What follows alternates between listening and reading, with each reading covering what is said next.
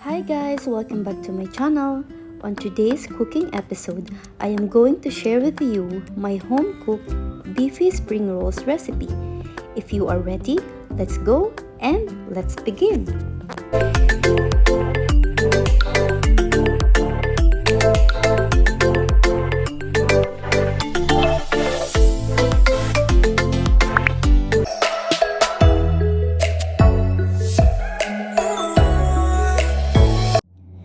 Guys, making a spring rolls is so easy and simple to do. Here's our simple ingredients to start. We have here our ground beef, onions, garlic, parsley, carrots, salt and pepper, egg, and of course, a wrapper. And here's the complete list of the ingredients and its measurement. Now into our ground beef, we just need to put all the ingredients together. I'm adding chopped onions,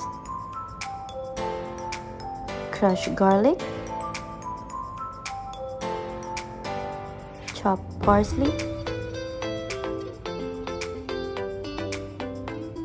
chopped carrots, and salt and pepper to taste.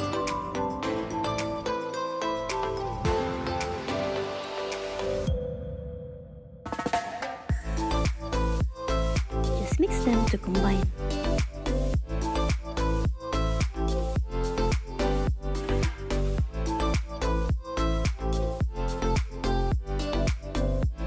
And of course, adding the egg. We need only one egg in our meat mixture. We also need one more egg later for wrapping. This egg serves as our binder to our mixture. This means it holds all the ingredients together, so when we fry the rolls, it will stay together.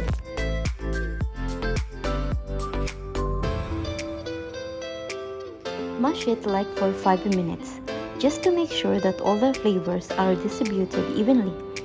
I love to mash it using my hands, because for me, this way flavors will evenly distributed.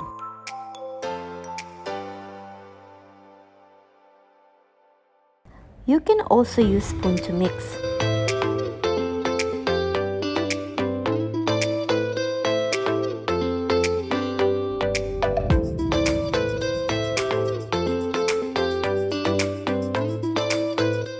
And let this sit for 5 to 10 minutes. Now we're ready to wrap our meat mixture in the wrapper. So like what I mentioned, we need another egg. So here's the time to use it.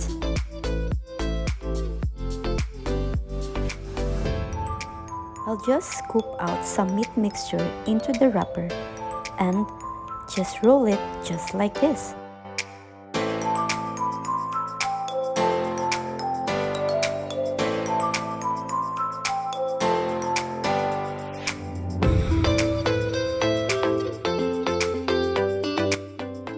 Guys, we're just gonna eat this at home, so I don't mind having different shape of rolls.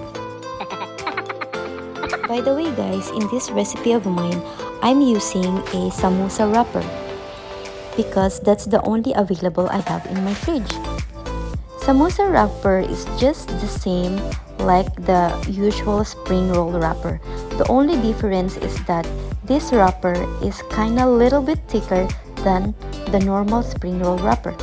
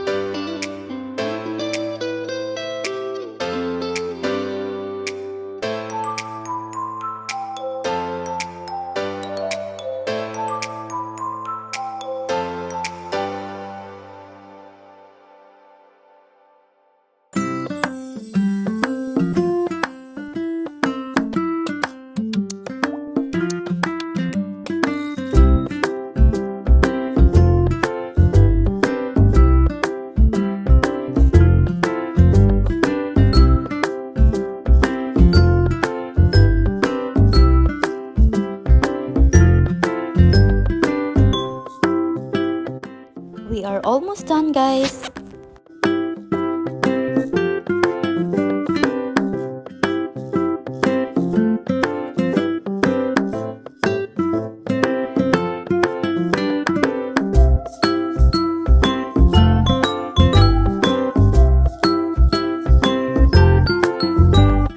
So here's our spring rolls ready for frying.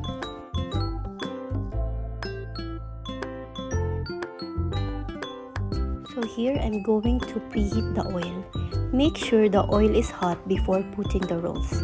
Since we are using a thicker wrapper than the usual, change the fire from high to medium.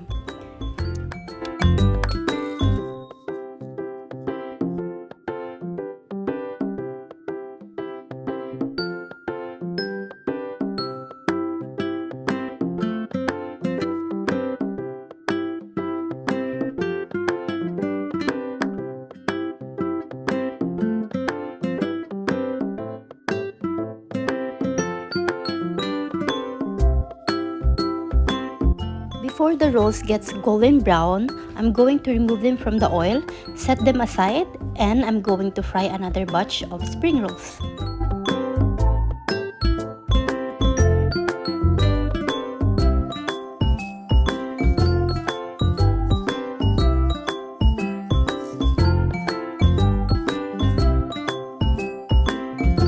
Same thing here, before the rolls gets golden brown, remove them from the oil.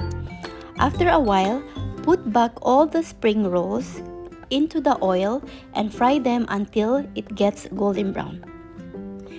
In this way, our spring rolls will get crunchy and crispy, and that's what I'm looking for.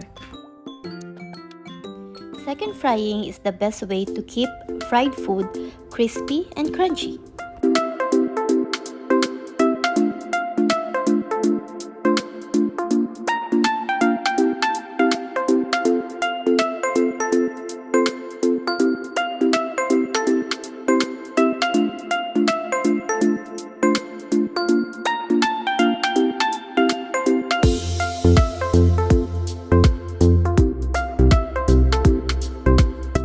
Here's our spring rolls ready to enjoy. Guys, if you find my recipe interesting, share it, give me a thumbs up, leave a comment down below, and click the notification bell so that you're gonna be notified on my next video. And don't forget to subscribe to my channel. Life is beautiful, guys. Keep smiling. And thank you for watching. See you on my next video. Bye!